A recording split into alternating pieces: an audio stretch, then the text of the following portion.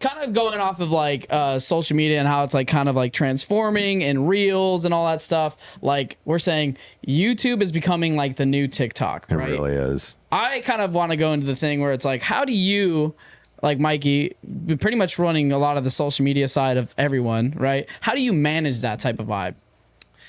Well, if anything, I feel like the TikToks and like the shorter videos are always just easier to do, you know, because like if you do a YouTube video, it'll be like 20-minute like video that takes like hours editing, you know.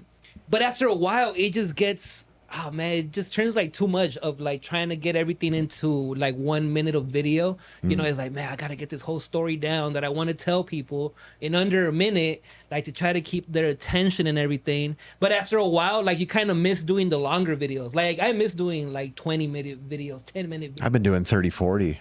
Yeah, and like we kind of see that those videos are starting to do well again. They are. Like storytelling. Like people are trying to get away from like the quick cuts. Because after a while, it just, you know, like you're watching something and you just feel like you're getting dumber. I call it brain rot. That's what it really is. So my kids obviously don't have it, social media, but when I watch kids watch it, I'm like, that's literally just brain. You are just scrolling through the dumbest, mindless, pointless content I've ever seen. I watched my nieces and nephews not too long ago watching it. They were at their house, but they were watching it on the TV. So it was on the TV, but it's shorts. Yeah. And literally the content is useless. It'd be like me holding this Tails figure and just being like, whoa, Tails, woo, sound effect, noise, I love Tails. That's it. Scroll, and it's just 50 videos, and then the next video is just some girl who's like way too young to be on social media, like dancing in a crop top, and I'm like, what? It is brain rot. The next one's like a car crash. You know what is the dumbest thing that is trending right now is those 0.5, 0.1 second. Oh, videos. it's just like the the one sound.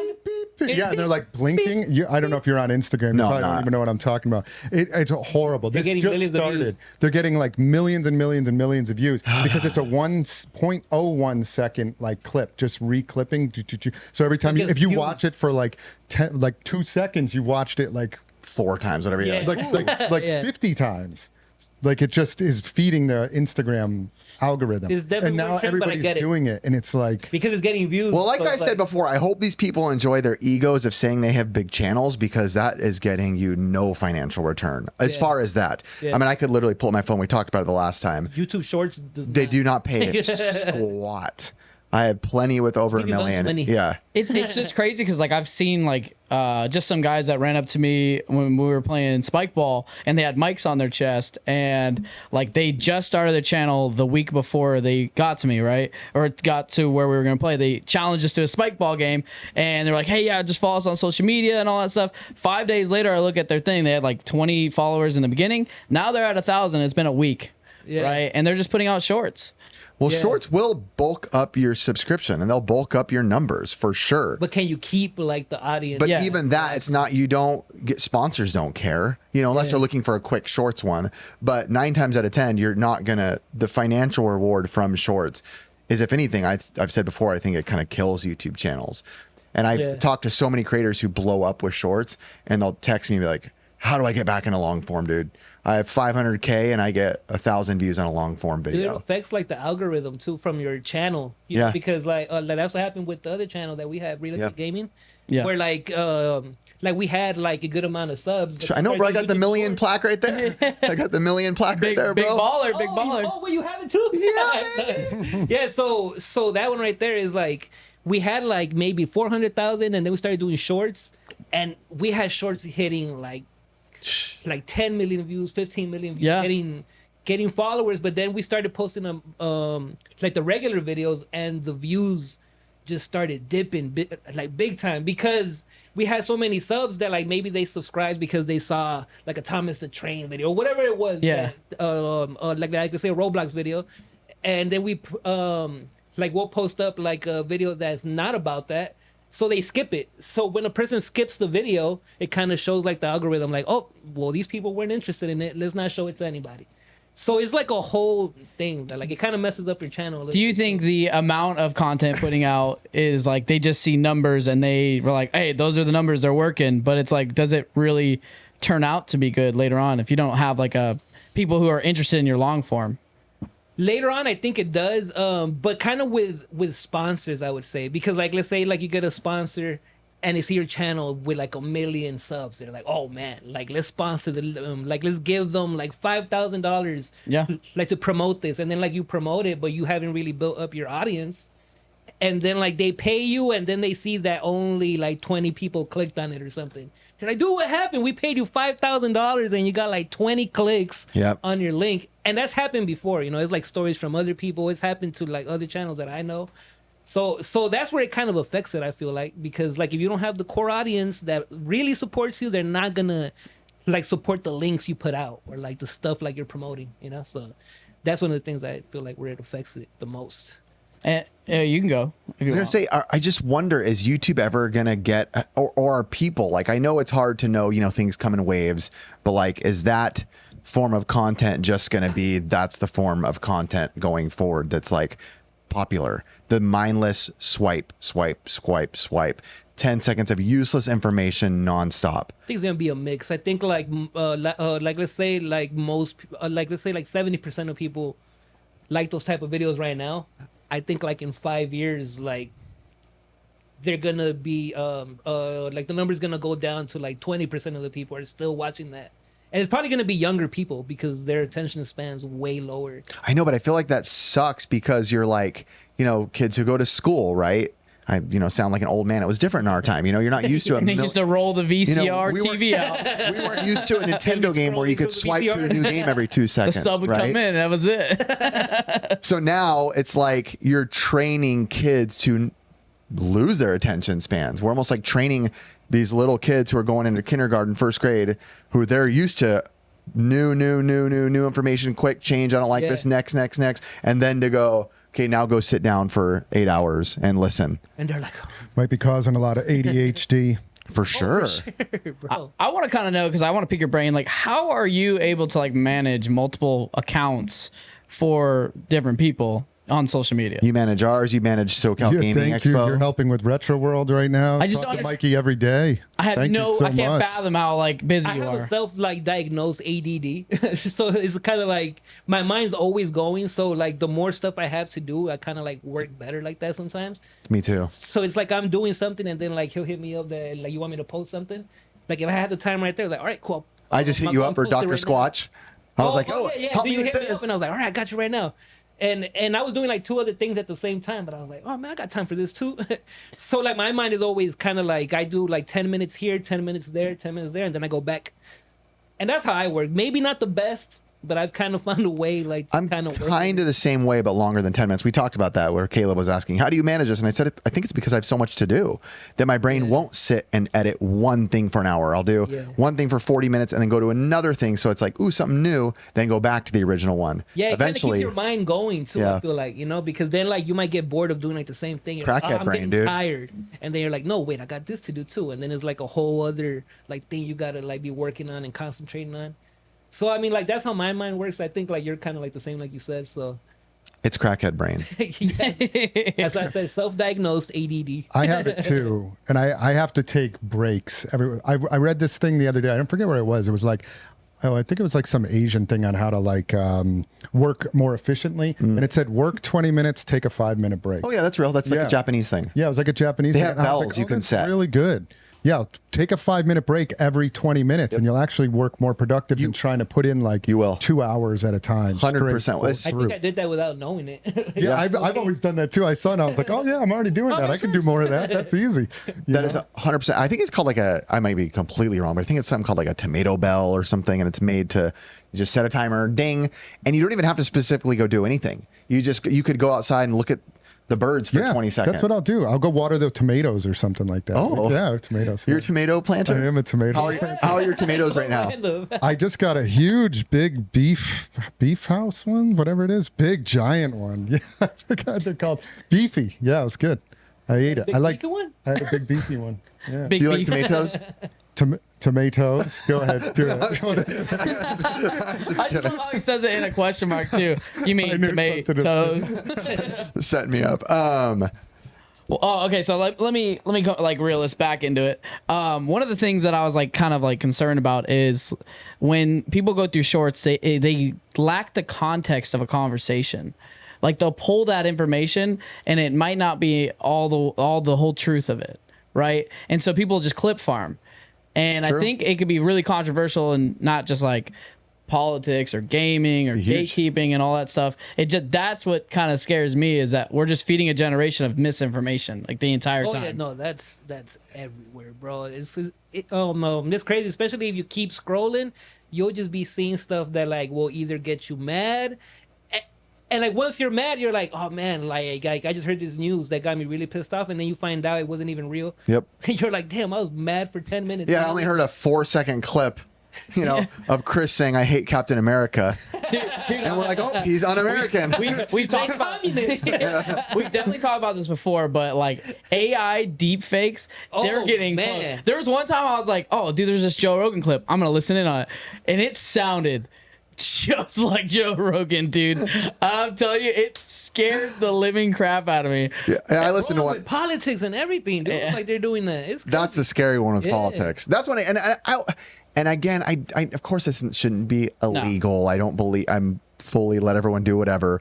But at some point, it does feel like it's scary because there is a lot of people who aren't, super into technology, rightfully so. That's fine. To where they might not get it. They just hear it, and they're a 40-something-year-old who doesn't pay attention to it. They live on a farm. They don't really care about social media. Most people, and they're like, "Oh, what? Did you just hear Biden said this? Yesterday Trump said that? What the? I can't believe he said that." And they won't check. And it might even say on the bottom like "funny meme AI," but you don't know. This is the culture we're used to. There's no research now, right? There is no research needed for anything anymore. It's just you think everybody just becomes an internet expert right in front of your eyes. Oh my gosh, yeah. Every video someone is all of a sudden Steven Spielberg.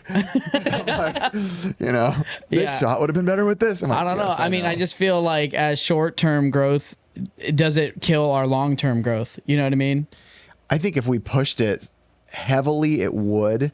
I've been doing a couple shorts again lately, but very specific shorts that I've been doing, and I'm only doing them very lightly, like once a week, very much to the point where I'm making sure that it's something to where if someone clicked on it and they subscribed and forgot about my channel, but then saw my long form video, they'd be like, oh yeah, that's still interesting. I don't know who this guy is. They probably forgot they subbed, but at least they'd want to watch. Yeah, it's probably the best way to do it is like to do like a short, but that like you tell people like watch the rest in the video, in like the full video. I think that's what I'm afraid of. Like we're pushing to like a new audience, but then that new audience just wants short. Yeah, because there's people that's all they watch. Have you just like short videos? Have you noticed more people getting into like even just in our community, in the video retro gaming community, YouTube? Like, I feel like I've seen more people coming in doing long form though. Have you noticed that? Like Camel Crew coming in. Yeah, awesome. Shout out to those guys. Yeah, they're doing their YouTube, and then I do feel like there's more. But do you feel like that? Like there's more people doing it? I think what we do though, we're in a specific niche, like we are game collectors, and I think that kind of lends itself to stories. So long form. Yes, I think resellers typically, again, there's no right answer, but I think resellers typically focus more on shorts than collectors because there's always that quick high of I bought this for this, I sold this for this. Yeah. So it's that quick high. As to a collector where you're not selling something, your story is always kind of in the journey, and that's something you kind of have a harder time doing within, a minute. So I think collectors you see a lot of times do typically like to tell the long story. Not saying resellers don't, but I think it just lends itself. But I definitely have noticed a lot of, people doing long form, especially at conventions. And I think as it's becoming more normalized, right, seeing people walk around with a little camera or whatever, I think that's just becoming the norm, whether people love it or hate it. I'm sure there's times where I hate it, right? Where I'm like, oh, everyone's around here with a camera, and there I am doing the same thing. You know what I mean? He's over here looking at. He's like cameras. No, film, Chris. No, quick, get me saying that on camera. This is why I always like preface. I'm like, are you sure you want to be on camera? And he's like, yeah, as long as I'm not holding it. You know what always makes me laugh too, and it's so interesting. Speaking of shorts, I saw a short the other day, and it's like, content is a weird thing because I saw a short there and it came to my feed and I really quickly, read what the title said, and it said like, this girl's family has to sell her horse. And it was like her crying, by her horse. Her horse was like kissing her. It was like so sweet. And I'm like, wait a second. She had to set that camera up first, get the shot. Let me go adjust this. Hold on. Got the camera. Okay, now I go in the corner. Am I in frame? I'm in frame. Tell a story. It's like, and you know who got a lot of hate for that? Nurses during COVID. They got a lot of heat for that. Yeah. There'd be videos of them filmed and they walk out of the room and the door opens and they're, breaking down. I just lost a patient. Obviously horrible, but it's like, wait a sec. I do content. You got to walk out, put the camera there, make sure it's set up, walk back in the door. All right, I'm coming out. Open it and come out and break down. That's like where they cut the video, like they have to walk to the camera. Like, There's this YouTuber named Ryan Trahan who he's I love Ryan. Yeah, I love Ryan, dude. He purposely will leave in the clips of him like going back to get his camera. Like he's like, thinking about it more because of that. So. Yeah. He definitely plays the perfect like awkward YouTuber. He's awesome, dude. That's one of like the people I wish to meet. But that's why as like a YouTuber. And that's where I think. How do I say this? It's really hard to know, I guess that's any media, right? Content is, a movie's different. They're acting and you feel the emotion, but you don't feel cheated because it's a movie. They're not really feeling these emotions, right? So in content, it's hard, which is why I do, and I'll pat ourselves in the back a little. I do like a little bit more of the raw on the go videos, like we're on the go, you can't really plan it, so to say, because you do know 98% of the emotions are real because we don't know what those emotions are until they're there. Yeah. Right. So a lot of times the pre-planned out, I think it's different. Even when you're an editor and you watch a movie, sometimes it messes you up because you're like, you think things you shouldn't be thinking. You're like, oh, like the CGI that messed me up in the last time. I'm like, oh, dang it, I wish I wouldn't have noticed that. So it's like content now. When I see these emotional videos that are supposed to be on the spot, sometimes I'm like, wait, there's a cameraman. There's a cameraman. Like this is somewhat pulled together. And obviously there are things that happen that are raw, that are unexpected, and those are the ones that are even more funny, or emotional. But what's nice is like we're not telling anybody like how to do their content. Like what's crazy? Like I was talking to a guy at Siege, and that's crazy. He was like he was just asking me some questions about like getting into content and stuff, and I was like, just do it. 100%. I was like, it's free promotion for yourself. It's like you make a little bit of time. It doesn't matter if it's raw. Just edit out what you don't feel comfortable with and put it out there. Yep. You know? The more you do it, like the more comfortable you get. And then you kind of see what works, what doesn't work, because like you watch yourself talking and you're like, oh man, I hate when I do this and that. So next time I'm not going to do that. And don't beat yourself up because just like any musician, anything, once you're done and you hit send, it's good to go. You're always going to look back and go, dang it, I could have done this better. Oh yeah, like, all the time. Like I know shorts, like we think like, oh yeah, you're going to brain rot. And I was like, well, I honestly like I'm looking into it too because you never know like how that might affect your channel in a good way. Still brain rot. Yeah, still brain rot, but I mean, it's just us wanting to like kind of speculate on something that we're not like really familiar with. Yeah, I think all in all, and I know this is technically not part of the conversation, but just like I know we're in this world, but I'm such a big believer in like promote things that cause you to go outdoors. I know I say go touch grass is a big saying now, but like.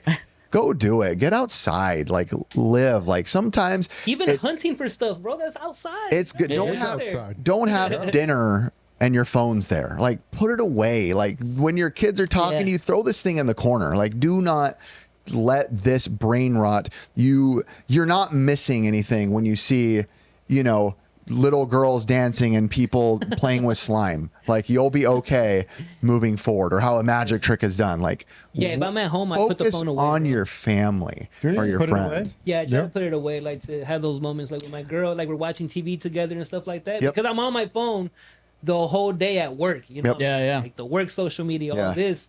So it's like when I'm at home, it's like, all right, let my brain chill a little bit. Let me enjoy the moment here and everything. But like speaking about the long form, I actually saw Mr. Beast talk about it. And he actually stopped doing the fast cuts like he used to. Retention editing is what that's called. Yeah, because like it's he annoying. started seeing that like it does get annoying, dude. Like there's this channel on TikTok. I'm not gonna say the name because I follow them, and they have a big channel and it's like a Funko one. Ooh. But their cuts are every 3 seconds. No, not even. Sometimes it's 2 seconds. More than that. Boom, boom. It's like today I'm gonna do this, and then I'm like, oh my, I cannot watch this. Yeah. Dude. And you know what that does to little kids watching that, dude? Yeah, like, even the kids, I think, are like heavy seizures. Like stimulus overload almost. They are. And then the kids will be like pretending that they have a YouTube channel. And what do you see when they do that? Hey guys, what's up today? I'm gonna be. It's like relax, relax a little bit. Dude, don't talk about Brixton, dude. Come on. No, Brixton's like the most chill ever. I know. Brixton, he doesn't have a phone. Poor guy. He has a Gab. We dealt with that yesterday. My son lost his phone, and he has a phone. It's a Gab. You can't. There's no internet. There's no social. You can only just a call, text and call. That's it. He was so and mad. he lost it, and he's like, oh, Kurt's like, do you think someone sold it? He's like, who the heck's gonna want a Gap? Can't do anything on it. And I'm like, touche. And then me and Riff gave him the life importance. He's like, dude, I don't want to buy another one. And I was like, well, do you need it? And then he goes, no, but it's like, I don't want to buy that phone. And I'm like, well, do you need it? And I was like, you just got to sacrifice that little bit of that cash or your time to get something you don't like, but you need. You know what I mean? It's just that little, he swallowed the bullet. Ben just told Mikey what's up. Let's go, Ben. Hey, say, don't tell him what to do as a white man. Embarrassing me, bro.